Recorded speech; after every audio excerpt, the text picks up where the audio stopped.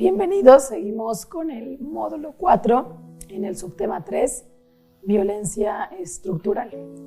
Y en esta ya casi penúltima intervención quisiera un poco ya situarnos a nivel pues de estructura institucionalizada, de esa posibilidad de organización y control gubernamental, sí, pero también político y económico. Es decir, la estructura es aquello que se organiza para ejercer o no ciertas violencias, para administrar lo económico, lo político en determinadas sociedades.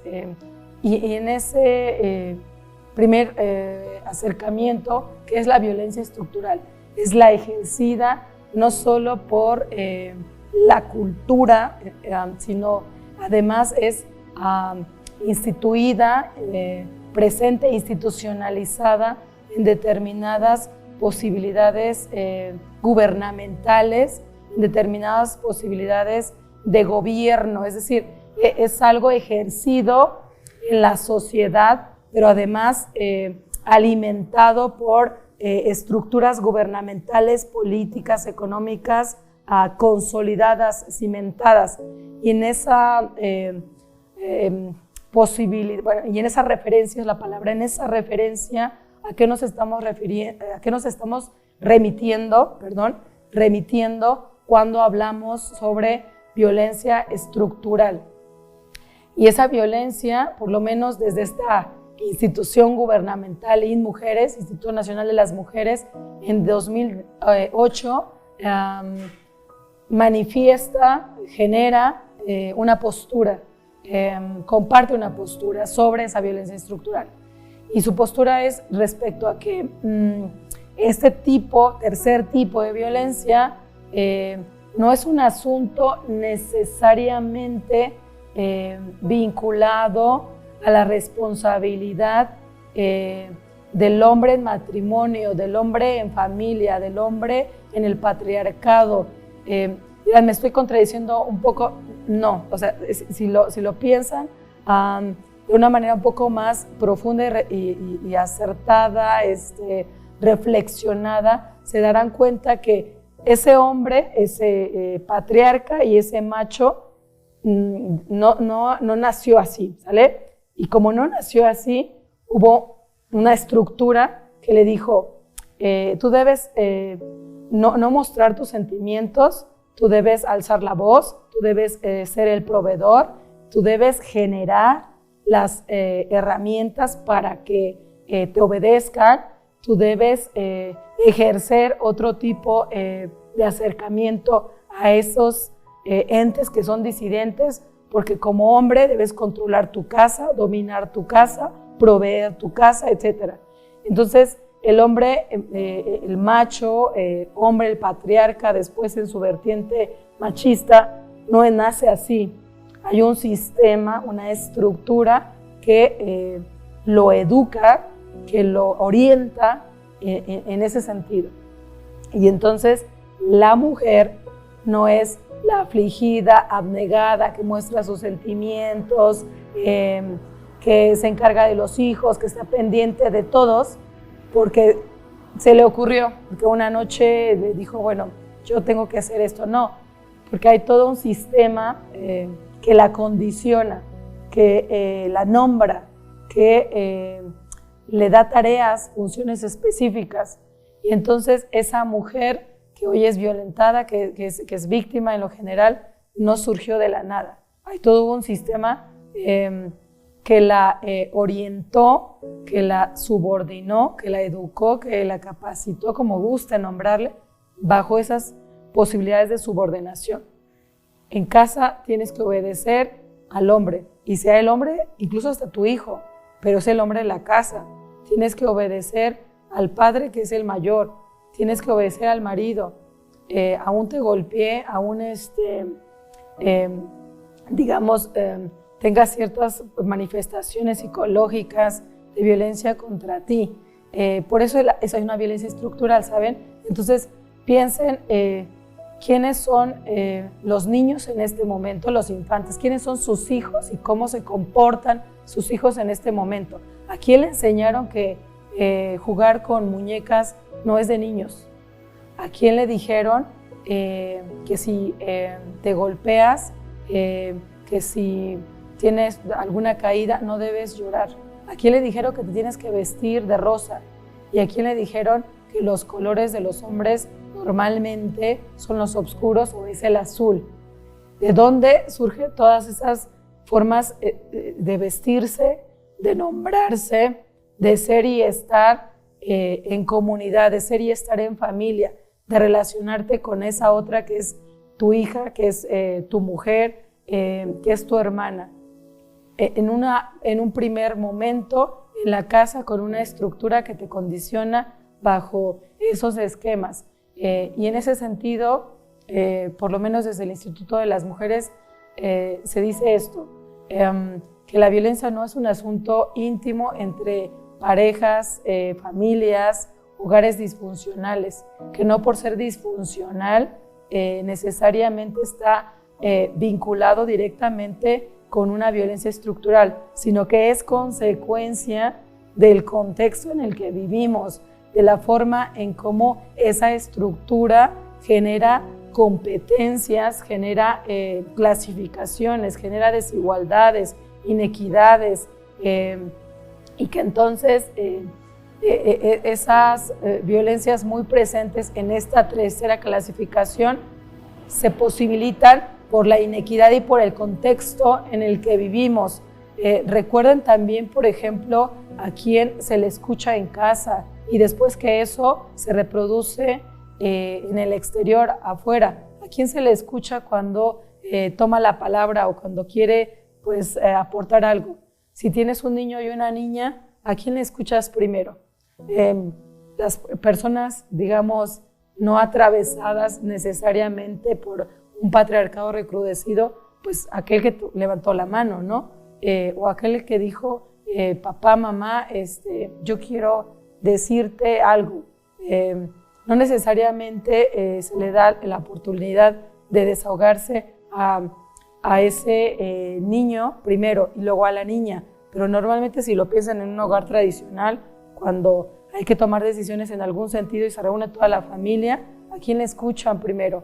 Al varón, aunque no necesariamente, pero esa forma de educarse traspasa el muro de la casa y afuera los comentarios, las percepciones, las narrativas, las participaciones, primero son de los hombres, que se validan entre ellos. La mujer es la que tiene que secundar la opinión del político o del hombre. Si tú tienes una opinión particular suya en tu lugar específico, mujer, rara vez te escuchan. Y esa es una manera en cómo, no solo desde los valores, la vestimenta, las participaciones, como una estructura te condiciona. Y por eso InMujeres habla de eso, de que desde casa nos dijeron, el que habla primero es el hombre, el que tiene voto es el hombre, el que es superior es el hombre.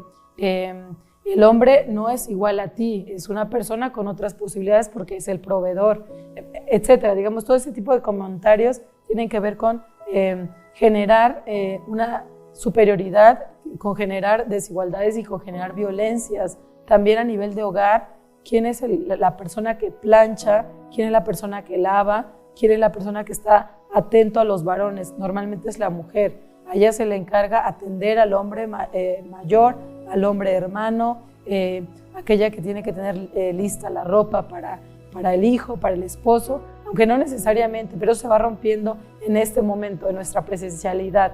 Y a eso se refiere esta parte de una violencia estructural a nivel de hogar.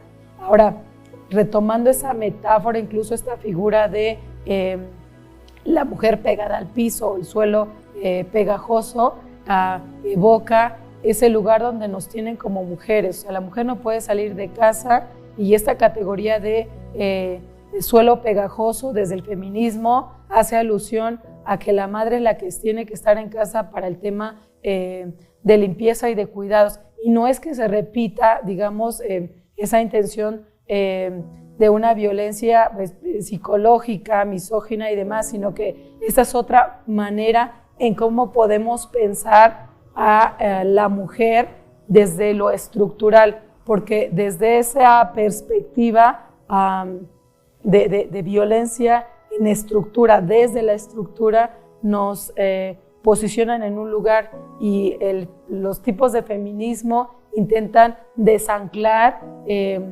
eso que se da por hecho, el deber ser de la mujer, el deber estar en casa, el no salir de casa, esa categoría pensada como suelo pegajoso que evoca al tener las mujeres en el piso es porque las mujeres tienen que estar agachadas, es porque las mujeres tienen tareas o actividades que implican ese estar pues sí, como subordinada, como abajo del hombre de manera física. Y véanlo, aquí hay una confluencia de otras influencias, de otras influencias no solo eso, sino de otras violencias. Lo simbólico, cuando tú justo muestras ciertas posturas de sumisión, cuando evocas esa corporalidad de estar inclinada, de mostrar cierto saludo hacia las personas adultas mayores, gerentes, eso evoca violencia sí a nivel como de estructura en esta categoría feminista, pero también está muy presente en las mujeres en casa. Estas categorías no se toman de manera aislada, ni siquiera es que se me ocurrieron una buena tarde, sino que tiene que ver con eso que observamos. Y bueno, esta posibilidad entonces de romper con esas categorías que te subsumen, que te subordinan, que te discriminan, es también parte de pensarnos qué estamos haciendo en nuestras casas, porque el hombre es aquel que tiene la posibilidad de un descanso más extendido. Cuando llega a casa, él descansa. La mujer es la que no tiene horario, digamos, en casa y en lo laboral de entrada y salida. En casa sobre todo se ve mucho, ¿saben? Porque se levanta primero que el hombre y se duerme después que todos. A eso me refiero con cumplir ciertas funciones, porque después de una larga jornada laboral, implícitamente está presente que ella debe tener la casa ordenada, de que ella no puede enfermarse. Algo que me llama mucho la atención ahora que he tenido la posibilidad de acompañar en campo a las mujeres rurales, justo me decían eso, nosotros no tenemos el derecho de enfermarnos, y vean lo brutal que es ese comentario. Mujer, no puedes enfermarte porque hay una estructura que depende de ti, hay hijos, esposo, familia que dependen de ti, porque ellos no pueden hacer lo demás, o sea, son disfuncionales en ese sentido. Y ojo acá, lo que habría que cambiar es que una persona adulta que vive en un hogar también tiene que participar en las labores de limpieza, las labores cotidianas, y que tu mujer no tienes que sostener sola la casa y no tienes que sostener tampoco el espacio laboral. En esos esquemas es que se está pensando en ideas como estructurales a nivel de hogar, pero también en lo laboral. Cuando se hace una convivencia en oficina, ¿a quién cree que le pide llevar la comida? ¿Quién pone la mesa? ¿A quién le solicitan que organice el evento? ¿Quién es la que recoge después del evento? Como esas cosas como muy vinculadas al tema de cuidados, de alimentación y demás, siguen siendo como muy reproducidas y muy presentes, aunque a veces no necesariamente es intencional. Entonces la mujer sigue pegada al suelo en el sentido de la limpieza. Es una categoría que se sigue pensando y que habría que estar criticando y en cierta medida deconstruyendo. No somos las que se tienen que agachar, no somos las subordinadas, sino tendremos que ser las erguidas y las que acompañan. No es la mujer que está detrás del hombre poderoso, del hombre que ocupa un puesto gerencial, es la que está al lado y es la que puede estar al frente. ¿Por qué no? Eso también es estructural.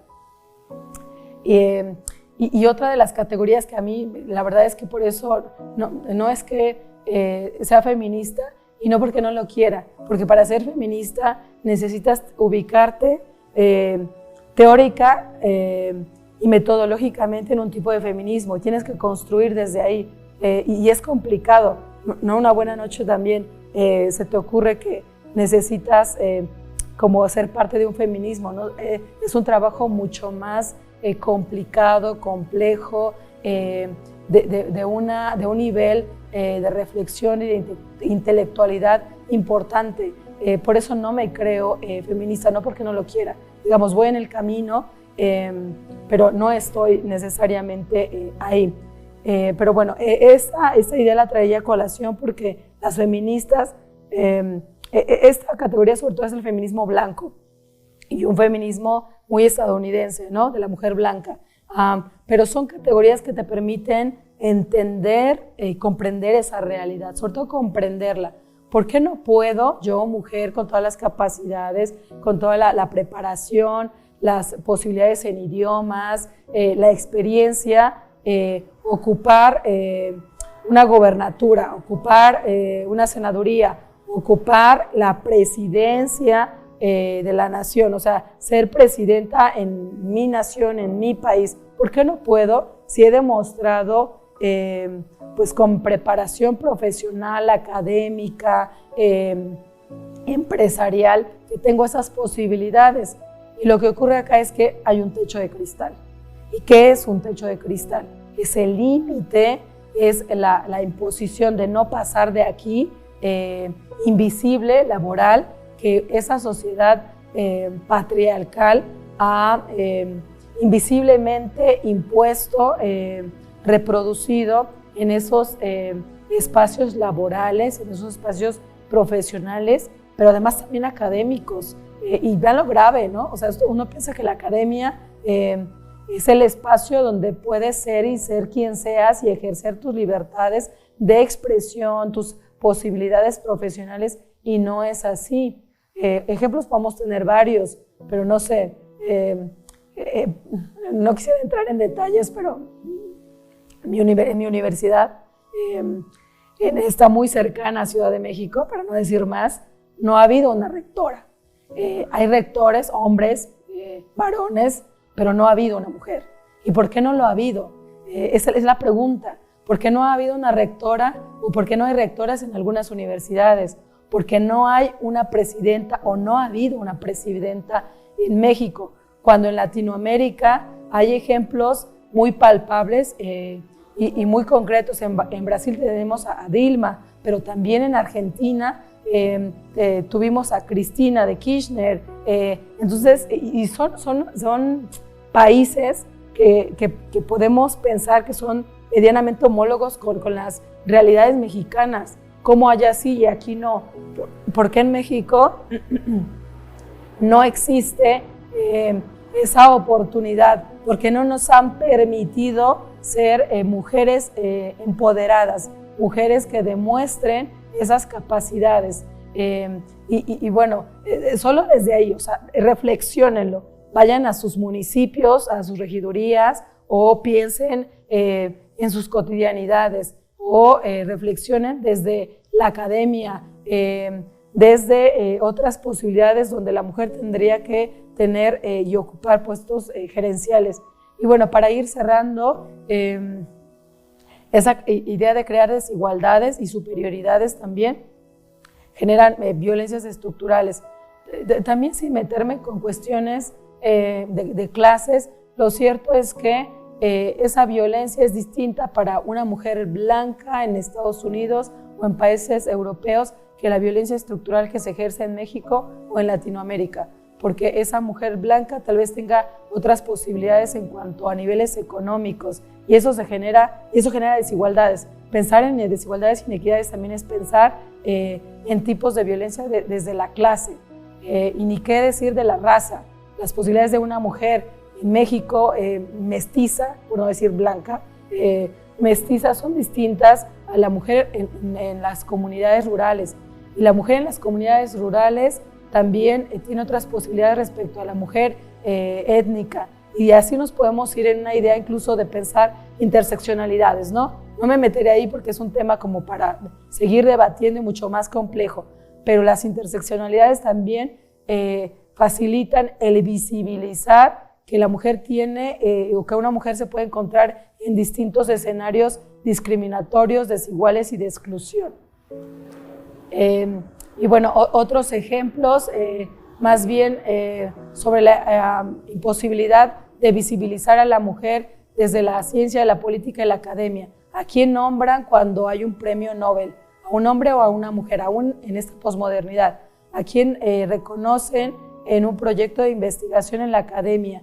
¿Quién es el que tiene y valida el reconocimiento de su proyecto? ¿El hombre o la mujer? Solo medítenlo un poco. ¿A quién se le da voz y voto para opinar sobre química, sobre las ciencias exactas y también las ciencias sociales? ¿Cuál es el reconocimiento que se tiene mucho más palpable en la academia? Y bueno, así me puedo seguir, incluso para pensar a quién se le cita en la academia. Pero bueno, vayamos cerrando y dejando eso con esas preguntas que a lo mejor les pueden generar otras reflexiones. Pongámoslas ahí en el tintero para ver si después regresamos a ellas con esta mirada mucho más aterrizada y crítica.